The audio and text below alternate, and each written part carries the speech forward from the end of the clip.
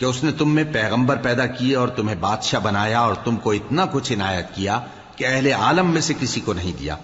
اے بھائیو، تم ارض مقدس یعنی ملک شام میں جسے اللہ نے تمہارے لیے لکھ رکھا ہے داخل ہو چلو، اور دیکھنا مقابلے کے وقت پیٹھ نہ پھیر دینا ورنہ نقصان میں پڑ جاؤ گے۔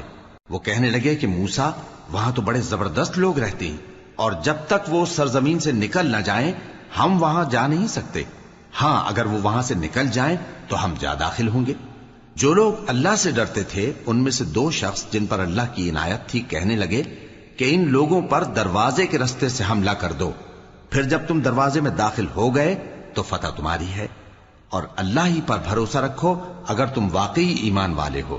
وہ بولے کہ موسیٰ، جب تک وہ لوگ وہاں ہیں ہم کبھی وہاں نہیں جانے کے، اگر لڑنا ہی ضرور ہے تو تم اور تمہارا رب دونوں جاؤ اور لڑو، ہم تو یہیں بیٹھے رہیں گے۔ موسیٰ نے اللہ سے التجا کی کہ پروردگار، میں اپنے اور اپنے بھائی کے سوا اور کسی پر اختیار نہیں رکھتا، سو تو ہم میں اور ان نافرمان لوگوں میں جدائی کر دے۔ اللہ نے فرمایا کہ وہ ملک ان پر 40 برس تک کے لیے حرام کر دیا گیا کہ وہاں جانے نہ پائیں گے۔ یہ اسی علاقے میں جہاں اب ہیں سرگرداں پھرتے رہیں گے، تو ان نافرمان لوگوں کے حال پر افسوس نہ کرو۔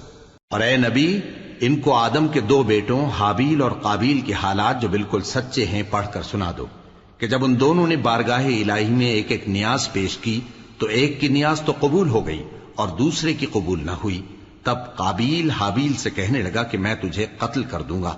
اس نے کہا کہ اللہ پرہیزگاروں ہی کی نیاز قبول فرمایا کرتا ہے، اگر تو مجھے قتل کرنے کے لیے مجھ پر ہاتھ چلائے گا تو میں تجھ کو قتل کرنے کے لیے تجھ پر ہاتھ نہیں چلاؤں گا۔